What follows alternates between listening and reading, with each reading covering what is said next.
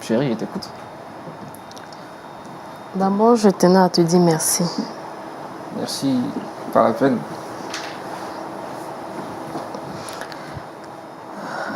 Marcel, si j'ai demandé à ce que tu viennes, c'est parce que tout d'abord, je me fais pardonner. Tu te fais pardonner. Mais pourquoi? Tu vas faire quoi? Tu as fait quoi?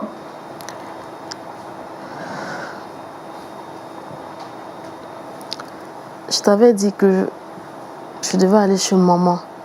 Ouais, tu m'as dit ça. Effectivement. Et tu étais là-bas. C'est de là-bas que tu viens. N'est-ce pas? C'est de là-bas que tu viens.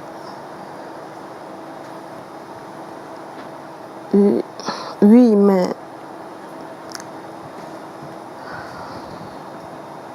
j'étais chez maman, mais j'ai pas passé tout mon séjour chez elle.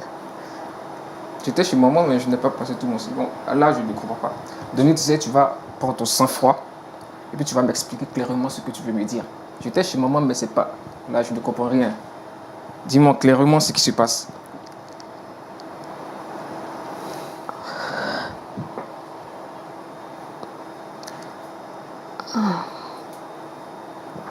Dominique, il faut parler. Tu sais que je n'aime pas trop les silences. Il faut parler rapidement. En fait, j'ai effectué un voyage.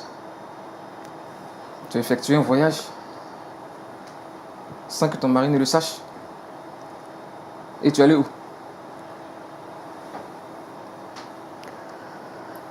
Au Maroc.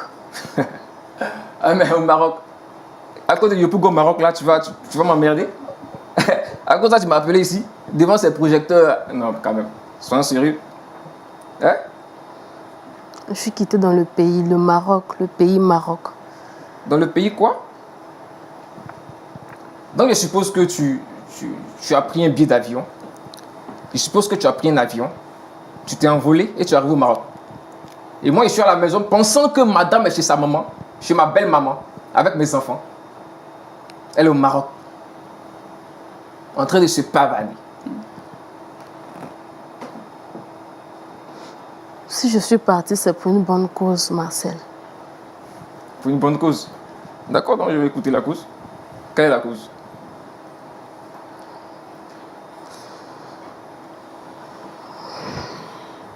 En fait,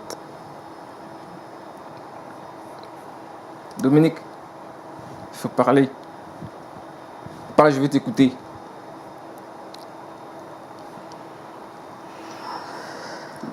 Dominique, je n'aime pas trop le silence. Je ne vais pas répéter ça chaque fois, il faut parler vite. en fait, j'ai fait... Dominique, Dominique, parle rapidement, s'il te plaît. J'ai fait une chirurgie. Tu as fait quoi? Tu as fait quoi? Une chirurgie. Attends, mais tu as un problème de santé là? Tu as quel souci? Pourquoi une chirurgie? Réponds-moi, pourquoi une chirurgie?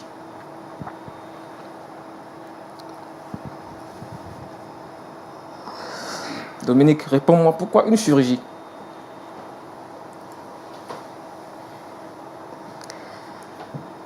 Dominique, pourquoi une chirurgie? Réponds-moi rapidement, s'il te plaît.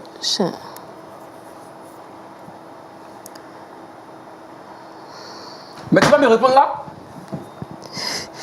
Réponds-moi rapidement là. J'ai fait une chirurgie esthétique. Une chirurgie esthétique. Et c'est pourquoi? C'est pourquoi?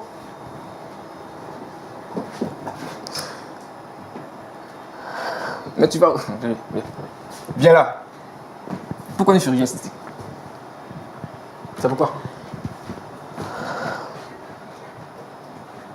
Dominique, c'est pourquoi?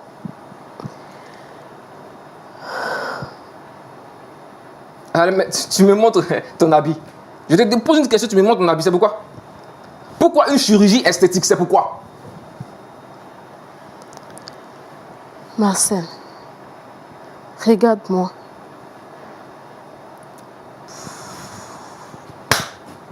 Dominique. Marcel, je te demande. Dominique, j'espère que c'est pas ce à quoi je pense. Marcel. J'espère que c'est pas ce à quoi je pense, Dominique. Ne me dis pas ça. Marcel. Tout ça, c'est à cause de toi, Marcel. Tu connais ma position face à cela, Dominique. J'espère que c'est pas ce à quoi je pense, Dominique. Tu connais très bien ma position. Tu connais très bien ma position. Marcel, tu m'as poussé à le faire. Je n'étais même plus séduisante. Quand tu me regardais, c'est comme si tu ne voyais même pas ta femme. Ah bon? Donc comme ça, tu me jettes la faute. Tu me jettes la faute? Marcel, j'avais perdu cette saveur. Tu passais ton temps à me comparer à celles des femmes de tes amis au travail. J'en avais marre. Mais attends. Est-ce que tu t'es obligé de me cacher cela?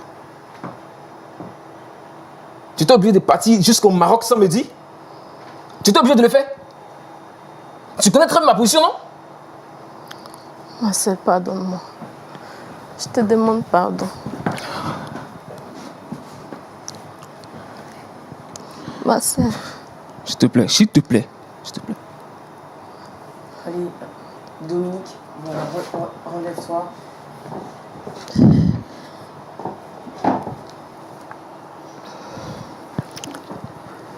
Beaucoup de courage, d'accord? Je pense que tu peux respirer un grand coup maintenant. Au moins, tu t'es libéré. C'est bon? Au moins, tu t'es libéré. D'accord?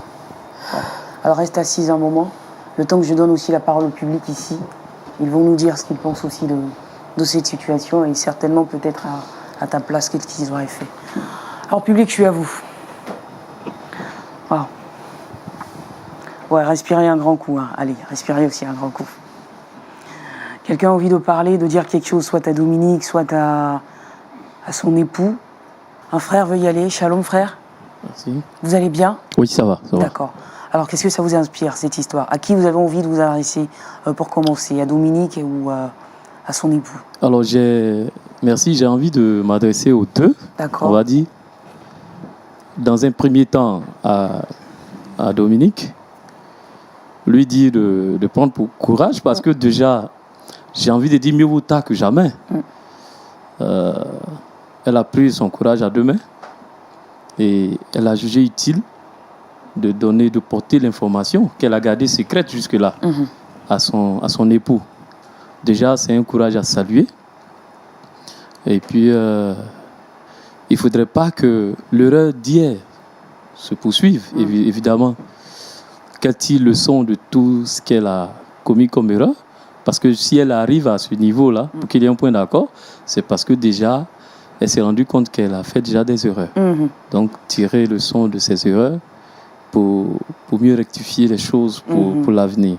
Donc, courage à elle. Merci beaucoup. Et pour l'époux, j'ai envie de dire,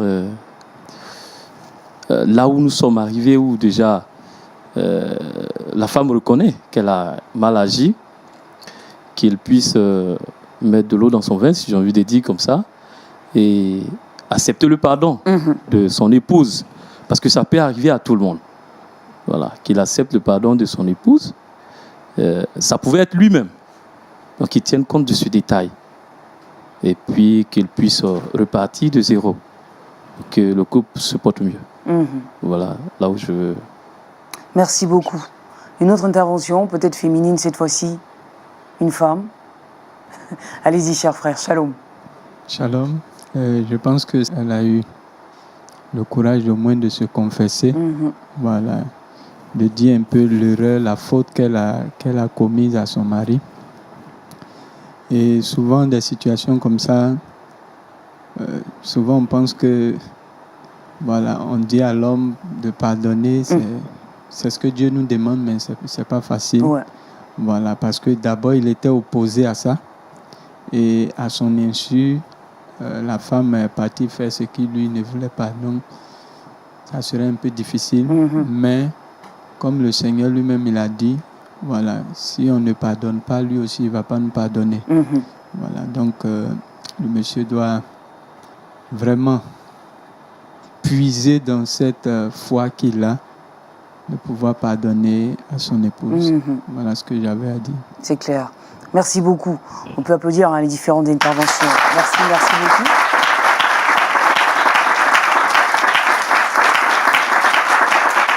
Merci beaucoup. Le temps maintenant de laisser toute la place évidemment à la parole de Dieu, à la loupe de la parole, et c'est bien sûr avec le pasteur Tchoumou.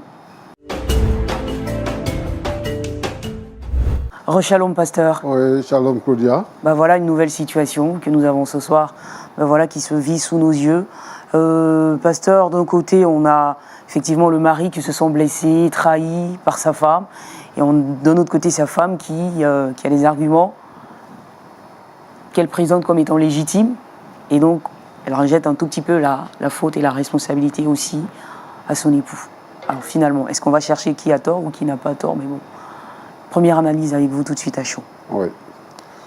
Je me rends compte que les couples chrétiens ont des difficultés. Je commence par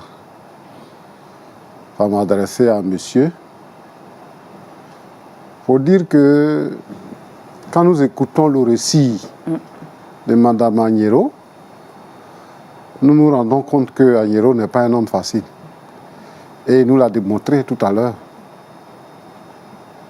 Il est une terreur pour sa femme. Et elle a dit tout à l'heure que c'est un homme bien. Et lui aussi, il a dit pareil concernant sa femme. Mais ça doit vraiment se traduire dans les faits.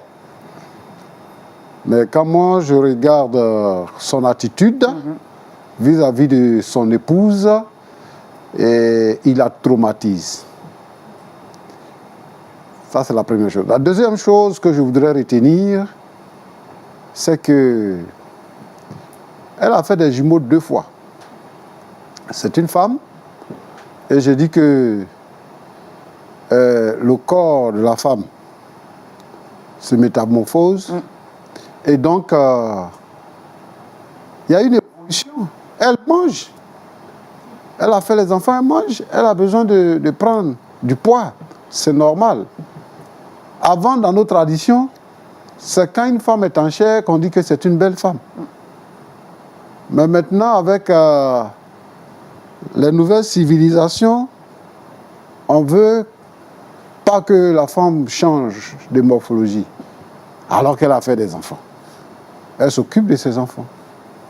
Et donc, à force de la comparer aux autres femmes, et même de ne même plus vouloir aller à des réceptions avec elle, que voulez-vous qu'elle fasse? Elle a dit qu'elle a peur de perdre son foyer.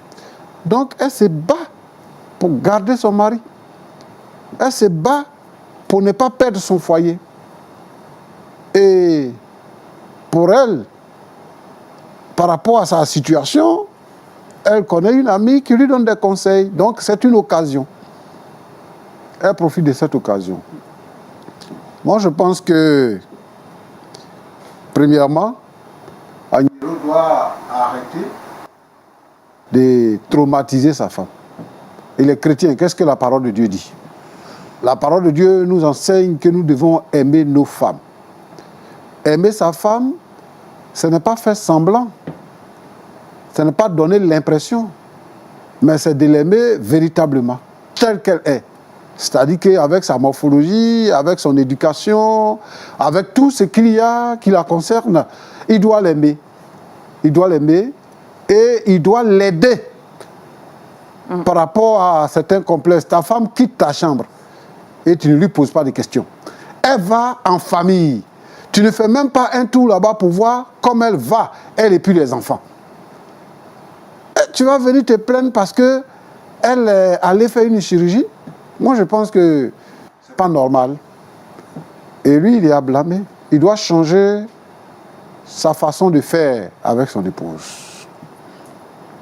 Beaucoup de foyers sont brisés aujourd'hui parce qu'il n'y a pas d'entente. Parce que les hommes pensent que quand on dit que l'homme est le chef de la maison, c'est un moyen pour que lui, il soit le maître et que la femme soit l'esclave. Non, ce n'est pas ça. La femme est notre vis-à-vis. c'est notre aide. Et par conséquent, nous devons la regarder comme ça. Maintenant, je vais dire à Madame Agnero que si elle veut se faire belle, c'est par rapport à son mari. C'est pour ne pas perdre son foyer. C'est mieux de poser le problème. C'est mieux de poser le problème pour que lui, il se rende compte qu'il est en train de faire une erreur en disant tout ce qu'il dit. Alors, normalement, quand une femme a fait quelque chose, même si c'est la cuisine, si elle a fait quelque chose, son mari devait être heureux de savoir qu'il y a un changement et qu'il y a un acte qui a été posé. Mais là, lui, il n'est pas content de la situation. Parce que, premièrement, ce n'est pas avec son consentement. Deuxièmement, elle connaît la position de son mari et que lui, il n'est pas pour le fait de la chirurgie esthétique. Ouais. Donc, moi, je pense que à Madame Agnero et à toutes les autres femmes africaines qui nous regardent et qui nous écoutent, qui pensent que grossir, c'est devenir laide et que c'est un péché, je dis non. Moi, je voudrais interpeller tous les hommes. Nous ne sommes pas obligés de calquer notre société sur la société européenne ou américaine. Nous sommes africains et nous devons vivre comme des Africains. Même si nous avons reçu une éducation et que nous avons des postes de responsabilité un peu plus élevés. Oui, et chacun est différent. Chacun est différent et chacun est unique. C'est comme ça que Dieu nous a fait. Et donc, nous devons accepter la différence pour que nous soyons heureux. Alors, si M. Agnero est fâché, je veux qu'il pardonne à sa femme parce qu'elle ne lui a pas dit avant de partir faire ce qu'elle a fait. Mais en partie, il doit savoir que c'est à cause de lui. C'est pour lui plaire qu'elle a fait ça. Donc, il doit laisser passer et il doit commencer à aimer la nouvelle forme de sa femme. Il doit adopter la nouvelle forme et il doit l'aimer, il doit la mettre en confiance pour qu'elle se sente heureuse dans son foyer. Et je veux dire aussi à Madame Agnero, non, elle n'a pas à s'en faire.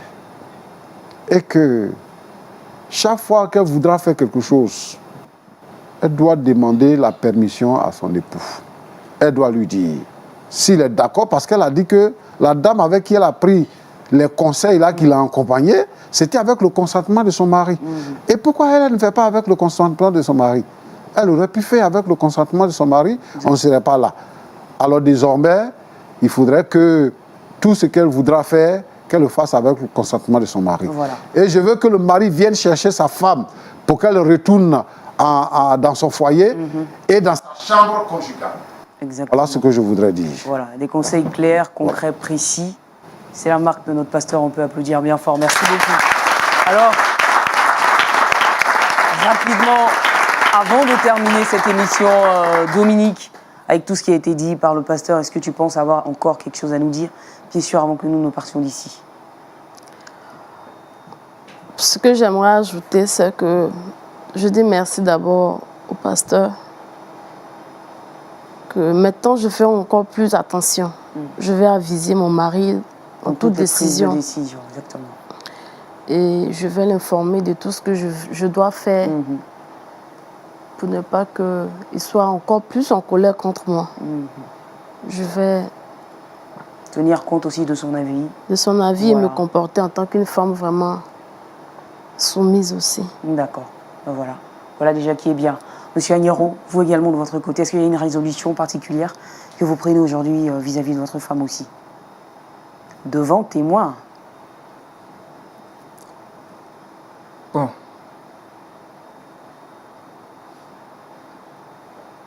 Je crois que de mon côté, je dois mettre un peu d'eau dans mon vin. Je reconnais que j'ai été parfois difficile avec toi. Je reconnais que parfois j'ai failli, je n'ai pas assumé mon rôle, en tout cas de protecteur, de mari. C'est vrai que le fait que tu fasses cette chirurgie m'a vraiment blessé parce que tu connaissais ma position, mais c'est déjà fait. C'est déjà fait. Quelque part aussi, c'est pas mal. Pas mal.